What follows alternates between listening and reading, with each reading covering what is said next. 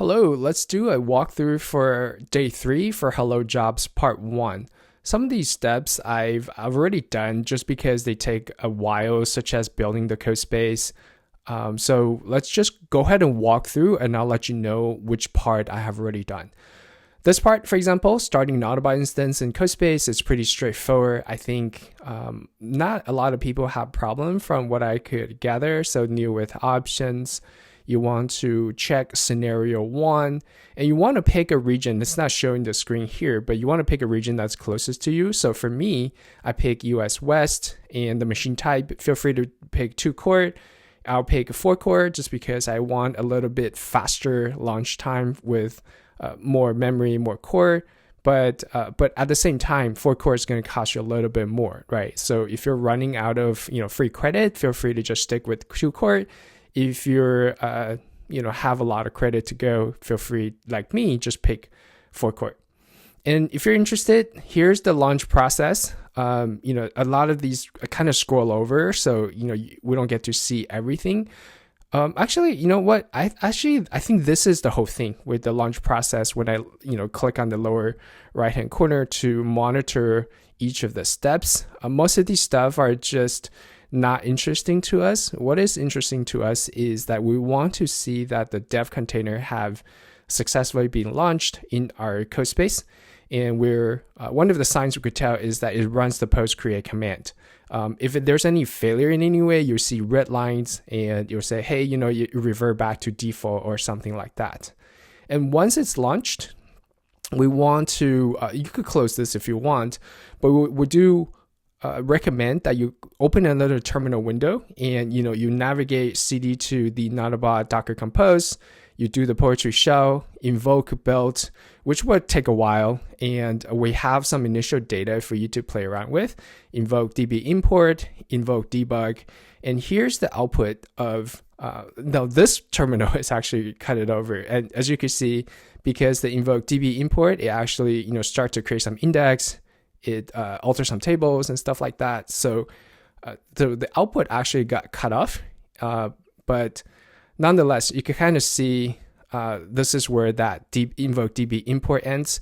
And now I'm doing invoke debug to actually create the Docker container, pull the image, launch the process, that sort of stuff.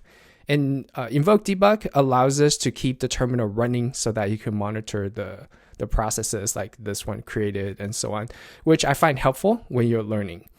And at the end of launch the Autobot, you actually see that the port that's being forwarded, if you click on this, which I did already, it will have a port forwarding to give you the Autobot UI interface, which to me is a very useful thing to be able to just have this self-contained interface with both the UI as well as your kind of terminal window for debug purposes. All right, so here we are. Here's where I'm at. I am at the same location as you guys, hopefully, and we've here ready to create the job file. So here's the first point I want to point out. Sometimes it creates a point of confusion, because I said, hey, there are 2 ways to do this, to create your Hello Jobs. One is option 1 and one is option 2. And if this is your first time, go ahead and use option 1, which is easier. So what we mean is, you come back here, you go to your Autobot Docker Compose, you have this job, you could see that some things are already done for you, this empty init.py file, and then you go ahead and just create a new file. And I believe we name it hello jobs, right? Yeah, hello_jobs.py. So let's go ahead and do that. Go ahead and create a new file, hello jobs.py. Actually, lowercase, right? So let's just do that. Hello, not hell, although maybe some of you arguably wants to name it hell, but anyways. So this is the, then you could just go ahead and click, this file and start editing this hello jobs.py and so on. And that is the easiest, right?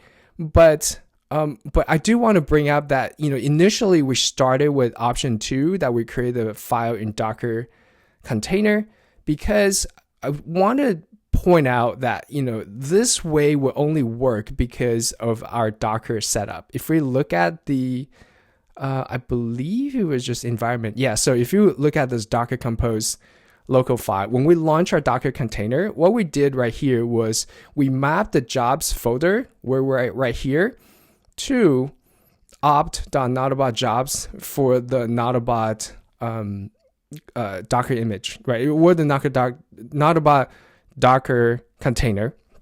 So option 2 essentially is attached to the Docker container and put the jobs file in op/notabot jobs, or wherever Notabot root is, under the jobs folder. And this is important to point out because, even though we are using an easier shortcut to do it here, but we do want to realize that once we put into production, or even if we put into into test or QA, we do have to put the job file in the Notabot root, which by default was /opt/Notabot.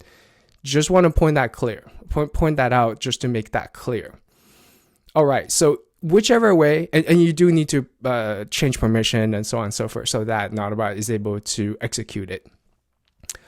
All right, so now we're here. We're ready to actually look at the Notabot hello jobs. And all of these were, the second batch you want to, kind of change permission and so on and so forth. So here we are. We want to first do the import file from Notabot jobs, import jobs, register jobs. So this job class, and we just kind of subclass it, and we just extend that class, and that's how we're doing. We're just running this def run, which is our entry point in whatever we want the jobs to do. And then we want to register the jobs, in which this hello jobs corresponds to this hello jobs corresponds to the class name of hello jobs. So let's go ahead and I'm gonna cheat a little bit, do control copy, and do that. So here's the import, here's the main portion of what we want the jobs to do, and here we register the jobs. All right, is that it? No, we do need to actually tell the Notabot instance that we have a new job and we want to register the job. So if you come back here to home, if you look at jobs, even though we save that file, we don't see our jobs. These are all just the system, by default what we have. So how do we do that? Let's go ahead and launch another terminal window.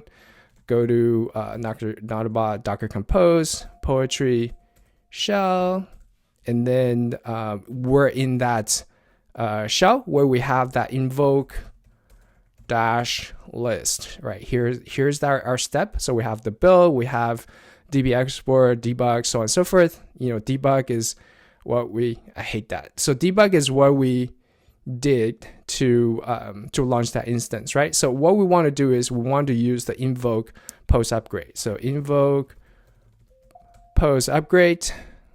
All right, let's do that.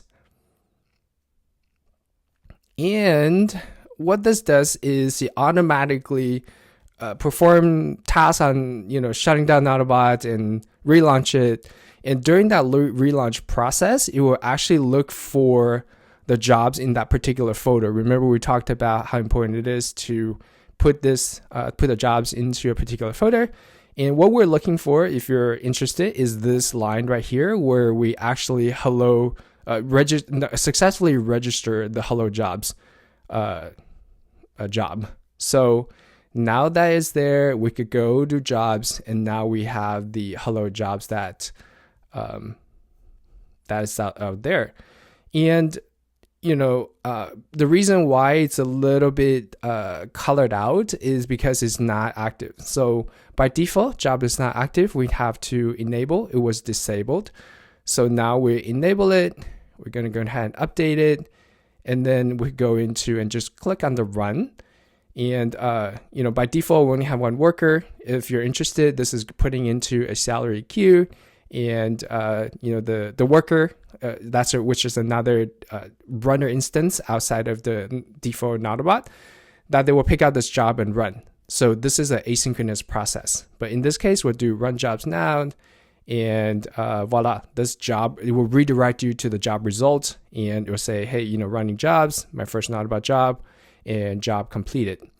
So if we come back here, let's see if there's anything else that we need to do. This basically just tells us that we need to enable that job. We need to update it.